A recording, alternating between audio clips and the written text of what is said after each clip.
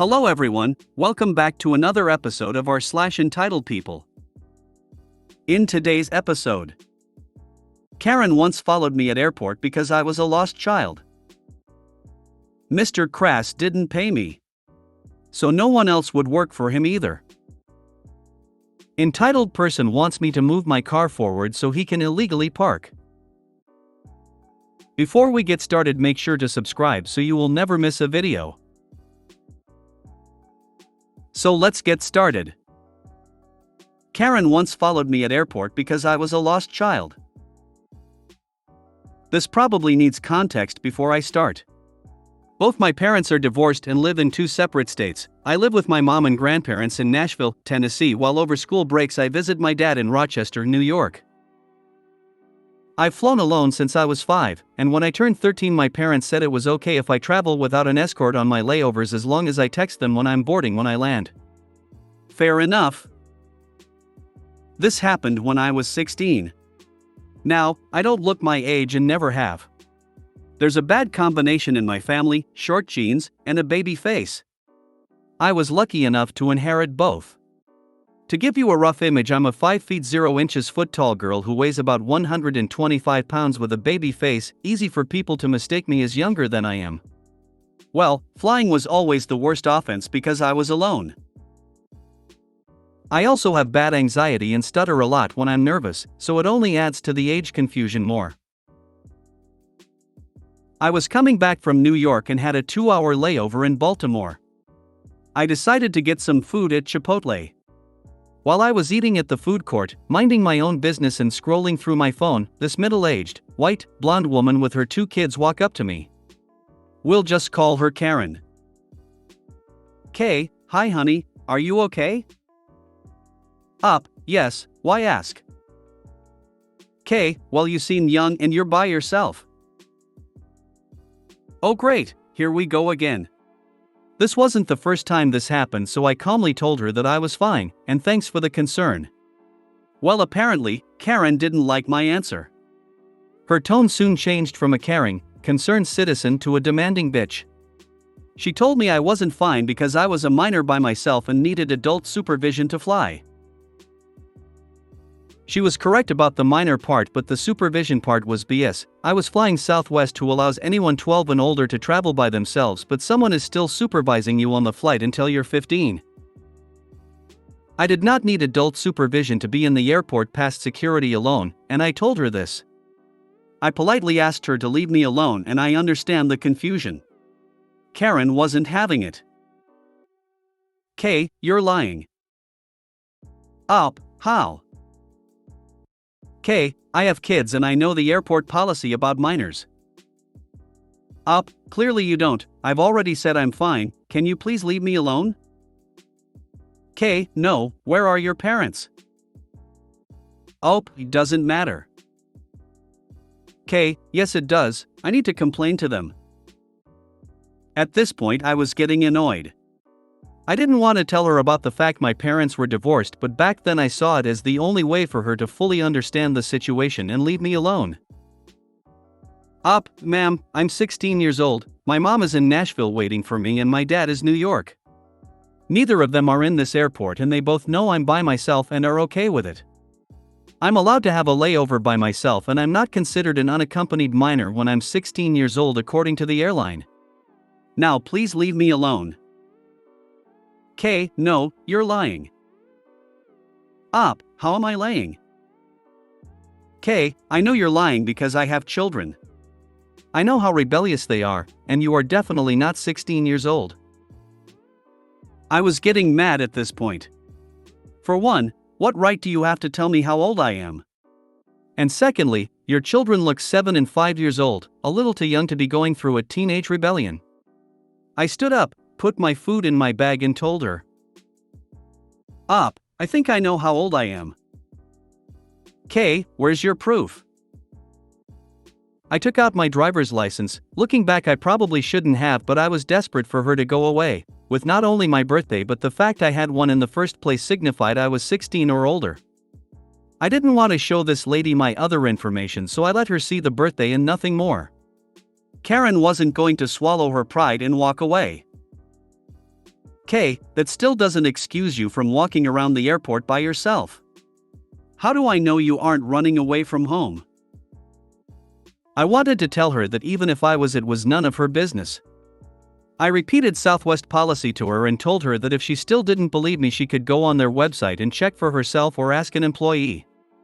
I then repeated for her to leave me alone or I'd get security. My bluff didn't seem to affect her. She said I wasn't going anywhere and I had to come with her and find my parents. I simply told her no and began reaching for my backpack. The Karen grabbed my wrist and started pulling me. I yanked my wrist away, grabbed my backpack and started running. At that point, people were watching and her kids seemed distressed, but I didn't care. I made a run for my gate. Now I'm not very athletic, but I'm definitely faster than this overweight single mom. I eventually made it to my gate and took a seat at one of the chairs. Still feeling uneasy, I told the lady at the gate what happened and that I was still shaken up. She understood and said if she saw a woman matching the description near the gate, she'd make sure she didn't come near me, and if she did, security would be alerted. Well, turns out my gut was right, and after about an hour I saw her looking around the different gates. I told the lady and she nodded.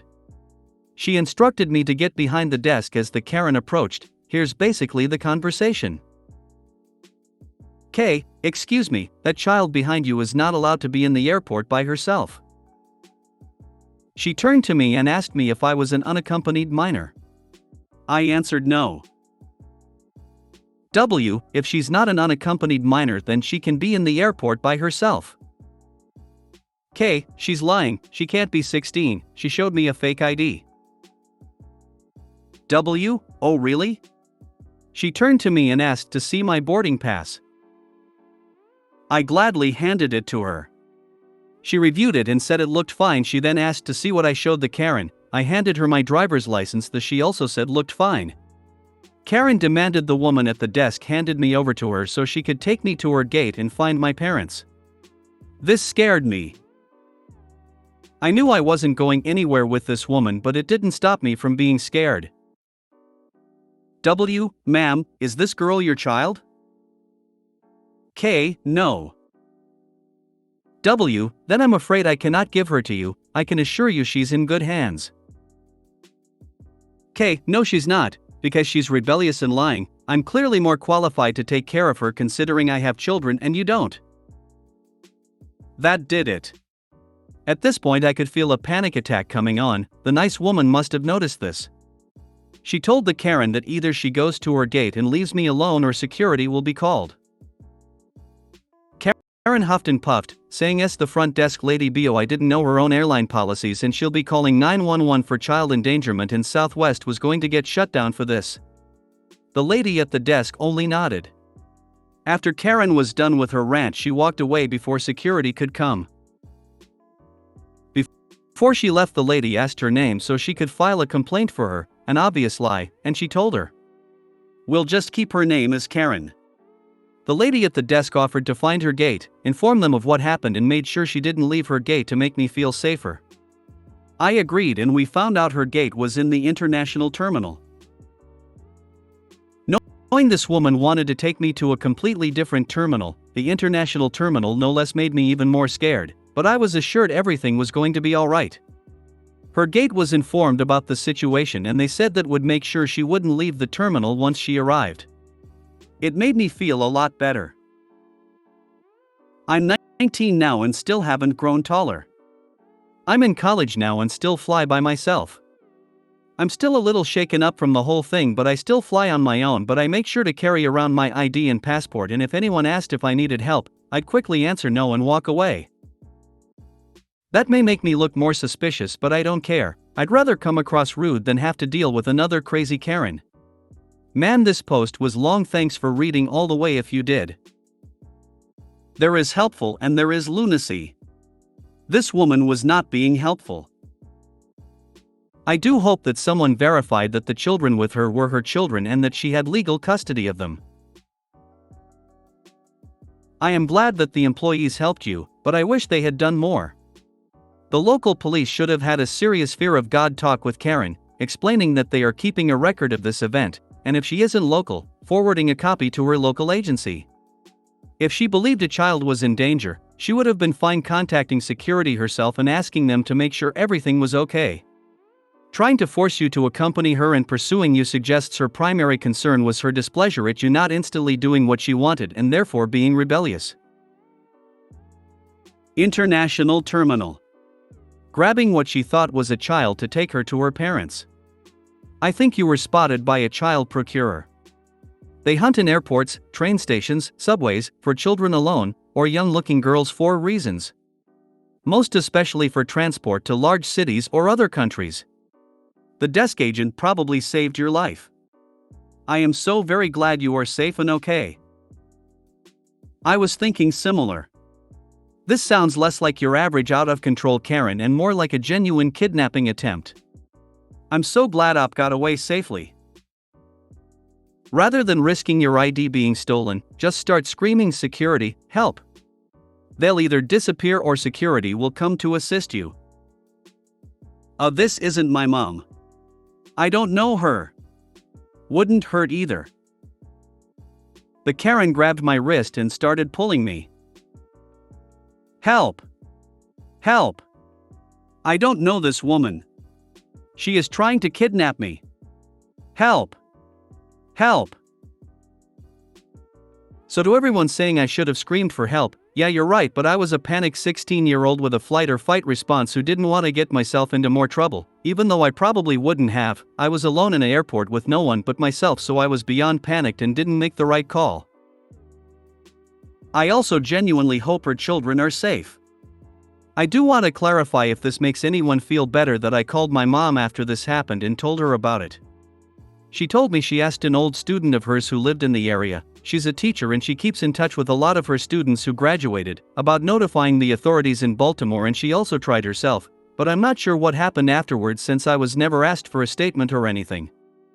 I'm sorry I can't say what happened after that, but I genuinely hope that if this woman was a danger to these kids, then the authorities were able to get them away from her and that they're safe. I'm so glad you ran away from her. She sounded like a complete lunatic, and to actually grab you, I actually got angry reading that part. Hey, everyone. Do not worry about manners when you feel your safety is at stake. If someone moves to grab you, or is even too pushy trying to make you go with them, scream. I am not going with you. I don't know you. Security. Security. Mr. Crass didn't pay me. So no one else would work for him either. Taking more of a departure from stories about my mother and sister, here's one about a guy I'll call Mr. Crass. Now this happened a long time ago in 2003. So nearly 20 years. And I was 13 at the time. Mr. Crass was a crotchety old man in his 80s who lived a few streets over. He'd not tended his yard for years. It was filled with junk and the grass was badly overgrown and also had thorn bushes and huge weeds everywhere. He was all of a sudden trying to sell his house, so his yard needed to be cleaned up. He hired me since I was well known in the area. When I saw the mess that was his yard, I told him it wasn't gonna be cheap as I'd have to do some serious work. Mr. Crass agreed to my price and I set about loading all of the junk into an old trailer he had ready. I used an electric weed whacker and machete to clear the overgrown brush and grass. And then mowed the front and back yards to look presentable. Now's the part you all see coming. Mr. Crass refused to pay me.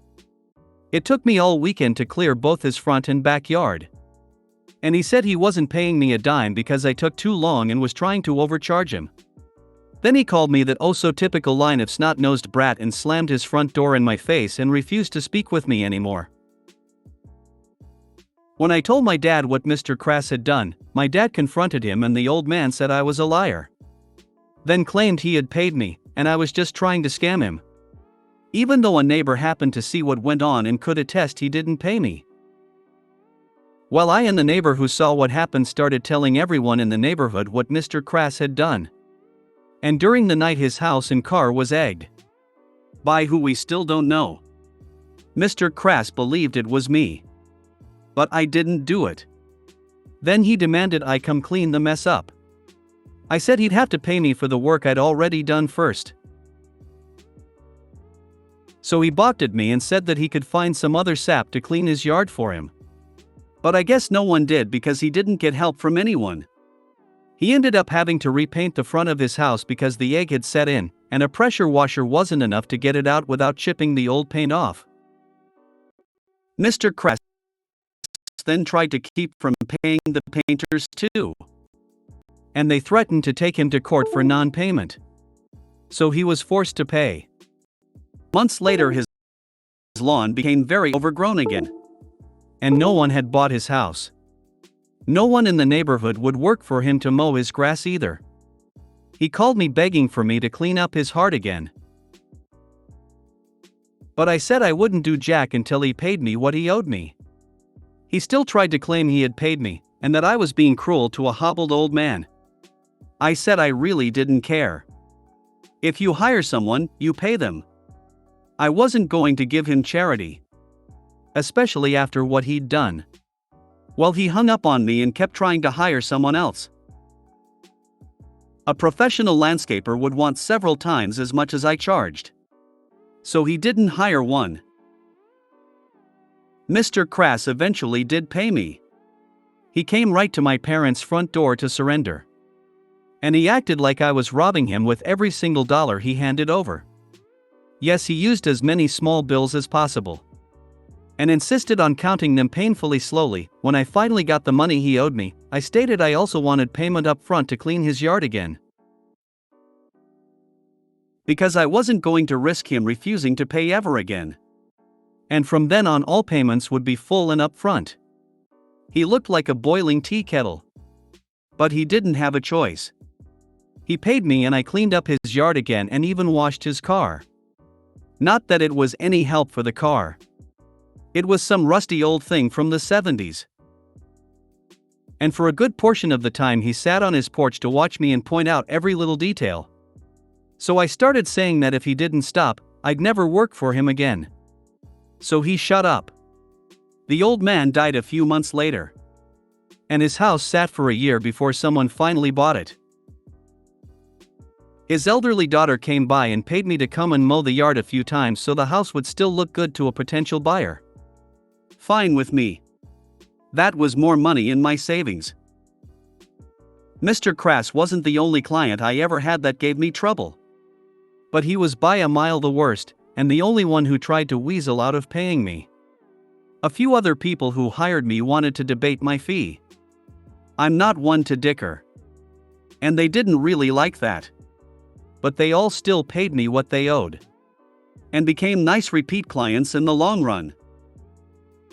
Which is why to this day I only really think of Mr. Krass as the only real bad client I ever had. And if you're all wondering how my mother evil mama bear felt about this. She thought the whole situation was funny. She never tried to tell off Mr. Krass, and she never really bothered to get involved. She just thought it was funny when he stiffed me. And she thought it was funny when he surrendered to finally pay me too. So in all of this all she really did was sit back and laugh. I didn't even realize it was Kroggle until the very end. You have sure had a lifetime supply of Entitled Purple. I didn't know it was Kroggle till I read Evil Mama Bear had to skull up to see my favorite poster. The way that the old guy sounded, he sounds like he and your evil mama bear would get along just fine. Now she thought it was funny because you didn't get paid for a job that you did, and she figured in her twisted mind it was karma. But at least thankfully he did pay and he found out the hard way: don't mess with people. Entitled person wants me to move my car forward so he can illegally park. Backstory: I, 24NB, work at an apartment complex 3 days a week to meet with residents as a case manager. Because I'm there and have a lot of people living there, I have a key fob but no parking space. In front of the building there are 4 marked spots, an area for people to be dropped off that's accessible, and 4 more spots but they're blocked by construction stuff right now. Because I'm a case manager, my relationship with the landlord can be tense sometimes, so I always respect the property rules. We are an outside agency with a contract with the building. I work for other people. Obviously, the rules are that you can't double park or park on the drop-off area, clearly marked with lines. So last week it was cold and I was lucky enough to get a space right out front. It was the last one, score. I get out and am walking into the building when a guy comes up and honks. I turn around and he yells, "Entitled guy, pull your car up further and I can fit behind you." Me, oh that's not a spot. That's the drop-off area, it has lines. E.g., pull up, it's cold and I ain't walking that far. Don't be selfish. Me, it's against the rules, they can tow you for double parking. E.g., they don't ever tow you, it'll be fine, just pull forward. Me, I can't. I'm a worker and I need to respect the rules. E.g., it's so cold. Then he speeds off and I think that's the end. Well, I got to work Monday and I'm standing by the elevator and this man turns around and I realize it's E.g. E.g., you're the stupid that wouldn't let me park. I don't like you. That was so annoying. The elevator dings and he gets on. E.g., don't follow me, I don't like you. Then he flips me off while the doors close. I told the property manager and nothing has been done to my car, which I was worried about because it's a very recognizable color and model with bumper stickers. Hope you enjoy and I hope this is the right subreddit. I had to vent a little though because it was super annoying. Should have said, I know which car is yours. Good luck getting it fixed before the doors close. That person probably already died alone in his apartment from eating expired canned food. Including the 24NB makes you seem narcissistic. If you made it to the end of the video, thanks for watching. Don't forget to like, subscribe and share and we will see you in the next video.